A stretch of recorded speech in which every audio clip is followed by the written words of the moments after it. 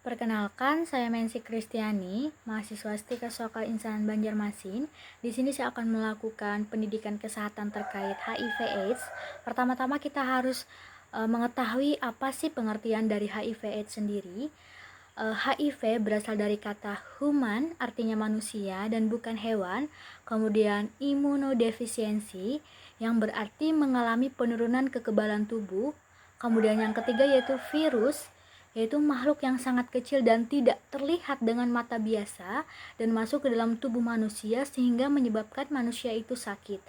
Jadi pengertian HIV sendiri adalah virus yang masuk ke dalam tubuh manusia melalui cairan tubuh seperti cairan mani, darah, cairan vagina, dan juga ASI yang merusak sistem kekebalan atau daya tahan tubuh sehingga manusia kehilangan daya tahan tubuh dan mudah terkena penyakit. Kemudian pengertian dari AIDS sendiri berasal dari kata acquired, artinya didapat karena menyebar dan ditularkan dari satu orang ke orang lain. Kemudian imunodefisiensi, yang artinya penurunan atau kehilangan daya tahan tubuh untuk melawan penyakit. Kemudian sindrom, kumpulan berbagai gejala penyakit.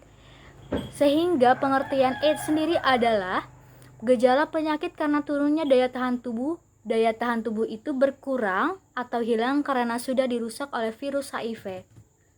Selanjutnya kita masuk ke dalam penyebab HIV/AIDS sendiri.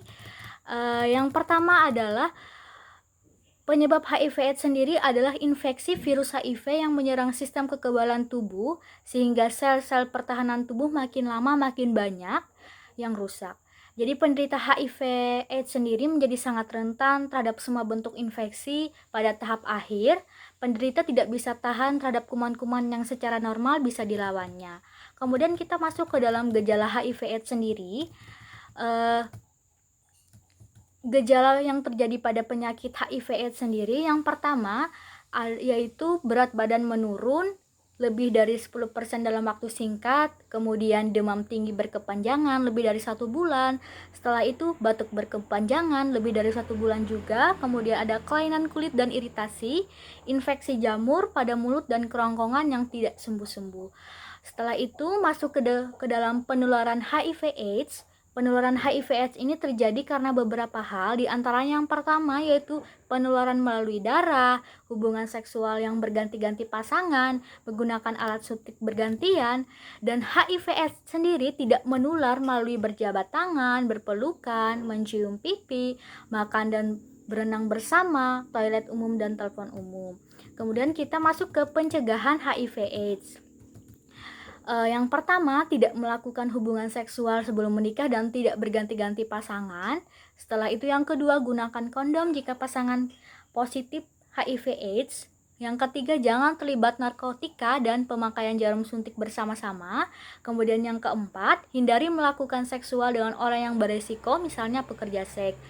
Kemudian kita masuk ke pengobatan HIV/AIDS. Yang pertama dengan obat-obat antiretroviral. Obat-obat antiretroviral atau ARV adalah beberapa obat yang digunakan untuk mengobati infeksi HIV. Obat-obatan ini tidak membunuh virus, tapi memperlambat pertumbuhan virus. Nah, HIV mudah beradaptasi dan kebal terhadap golongan ARV. Oleh karena itu, kombinasi golongan ARV akan diberikan pada penderita. Kemudian yang kedua adalah konsumsi obat secara teratur. Nah, Anda harus membuat jadwal rutin untuk memasukkan pengobatan HIV ke dalam pola hidup sehari-hari. Pengobatan HIV bisa berhasil jika mengkonsumsi obat secara teratur. Jika melewatkan 1 dosis saja, efeknya bisa meningkatkan resiko kegagalan. Demikian pendidikan kesehatan terkait HIV/AIDS yang dapat saya sampaikan. Semoga bermanfaat. Sekian, terima kasih.